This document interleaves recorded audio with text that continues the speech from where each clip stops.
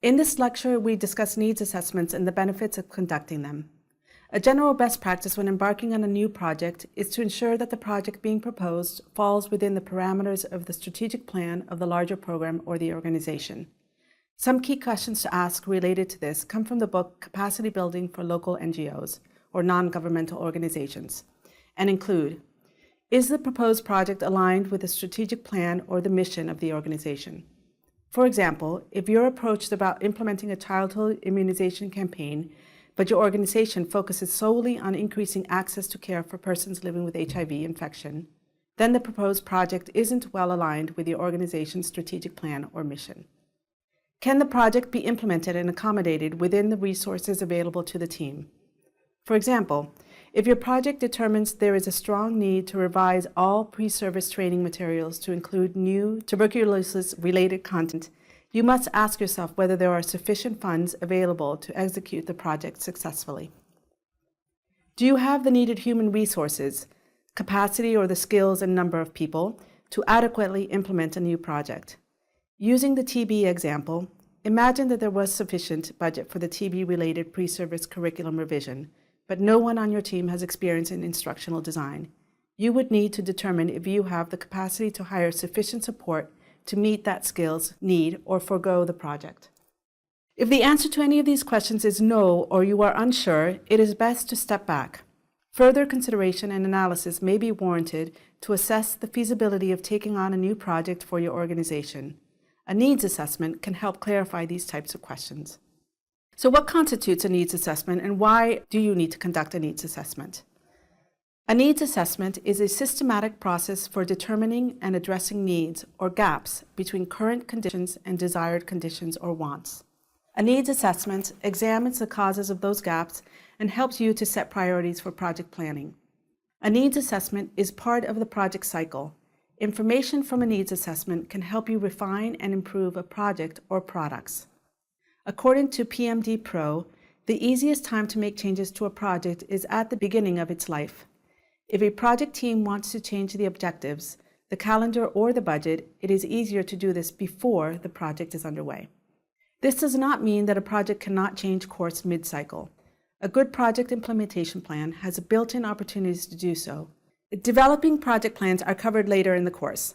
Typically, a comprehensive plan that spells out implementation and monitoring and evaluation activities, called M&E, allows for project managers to revisit the scope and the breadth of a project, the budget, and the timing of activities and/or tasks. However, doing so can be costly, and managing such a change requires time. It is disruptive, and it may cause confusion to the community your project is targeting. In addition, managing change, whether it's a change in scope of work, timing, activities, or direction, is a process that requires careful planning by the manager and input from internal and external stakeholders. It is therefore important during the needs assessment phase to correctly identify the need or the gap the project is addressing and gather and analyze data to inform the project scope and implementation plan. It is critical that project managers ask the right questions, gather and use the right information from multiple sources, and ask questions of the right individuals. Before discussing how to do this, let's begin by highlighting the benefits of conducting a thorough needs assessment. 1. A needs assessment can help improve the quality of policy or project decisions. Needs assessment findings lead to improvements in performance and the accomplishment of desired and improved results. The results of a needs assessment will guide subsequent decisions, including the design, implementation, and evaluation of projects that will lead to achieved desired results. 2. A needs assessment can be an effective tool to clarify problems and identify appropriate interventions or solutions. By clearly identifying the problem, resources can be directed toward developing and implementing a feasible and applicable solution. A needs assessment will identify priority areas to focus within a project. 3. A needs assessment makes the project defensible, fundable, and measurable. Comprehensive needs assessments achieve results because the solutions or activities proposed are based upon the root causes of the problem or issue you are trying to address. Gathering appropriate and sufficient data helps guide the development of your intervention and increases the likelihood that it will effectively address the client's needs. For example, Imagine there is a large HIV clinic with unusually high rates of loss to follow-up. In other words, clients who don't come back for care. Your project seeks to address this issue. What if you assumed, based on your project's experience working in another clinic, that these high rates are due to providers not giving clients correct or adequate information on the importance of taking medication to control the infection? In response, your project decides to conduct training for the clinic's healthcare workers to improve their knowledge of treatment options and communication skills for talking with clients. How well do you think the project will achieve its outcomes? Now, let's say that instead of assuming the need, you conduct a needs assessment to determine the root cause of loss to follow-up at the clinic. In this case, your data reveal that the primary reason clients are not returning to the clinic is because the security guards have been verbally and physically harassing them in the waiting room. This will require a completely different approach to meeting clients' needs and reducing loss to follow-up. In other words, it would not be justifiable to spend money on training because clients would still be afraid to come to the clinic.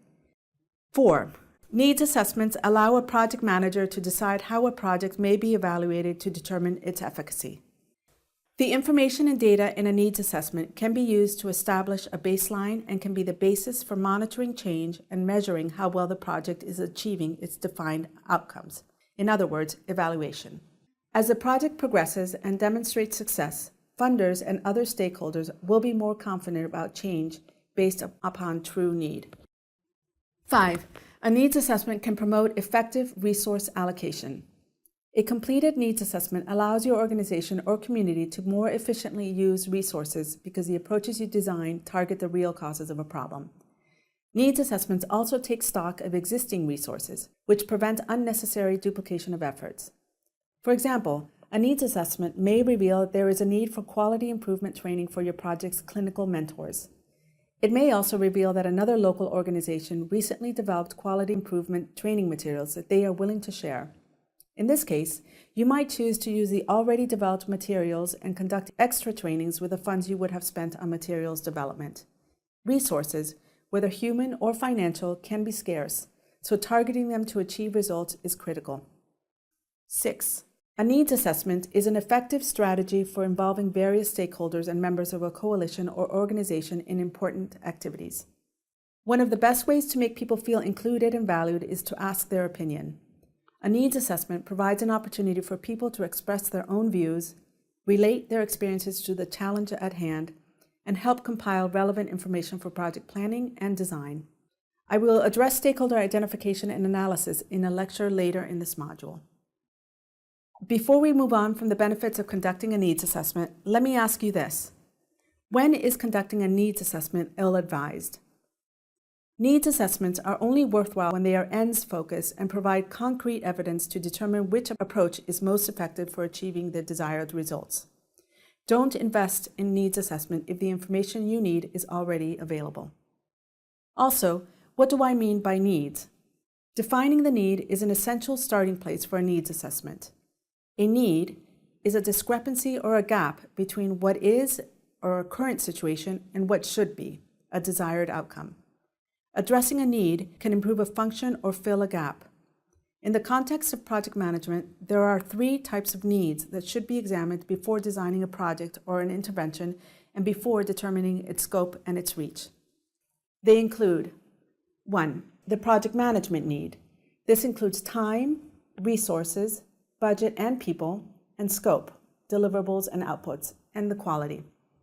Number 2, contextual need. This includes the individual or community, epidemiological, historical, cultural, and socioeconomic context of the potential intervention area. And 3, the stakeholder need. This includes potential beneficiaries of the project or the target population, the project staff and management, government bodies such as ministries of health, donors, and partner organizations. Now let's discuss project management needs first. Some questions you might want to ask. What is the scope and capacity for the work we are trying to do? What is the right level of staffing, the number and the skills we need to implement the proposed project intervention? Is our funding enough to implement the proposed intervention? And if not, what can I do about it? And finally, what is the estimated duration of the proposed activities? Second, what are the contextual needs you might want to consider? What are the needs and preferences of the populations or the communities you are targeting? Is there more than one target group or a secondary target group? For example, if your project's goal is to improve the quality of family planning counseling offered to young women under the age of 18, your primary target group would be the young women, but a secondary target group may be the counselors or the nurses providing those services to young women or the partners of those young women. Are there systems issues related to providing services effectively? What is the availability of services and personnel, and can services be accessed? Another question you might want to ask around contextual needs are, what are the characteristics of relevant health issues within the population, and what are the gaps that exist for the project you are addressing? What problems are you trying to address, and who, if anyone, is also trying to address it? What are the existing strengths of the community your project is serving? And what are some of the current successes or achievements and gaps in projects similar to the one you are trying to address? And third, who are the stakeholders for your project, and how can you learn more about their needs? Stakeholder identification and analysis will be discussed in a separate lecture. For now, remember that the primary questions you will ask to better understand the needs of stakeholders are: who are the primary stakeholders for your project, and what is their level of influence and their level of interest in the outcomes of your project? In summary, a needs assessment is a systematic process that identifies the gaps between existing and desired conditions and provides information on how best to address those gaps. Needs assessments benefit our project planning by promoting informed decision-making based on evidence. They provide us with information on which interventions might produce the best results and help us to improve resource allocation and avoid duplication of effort.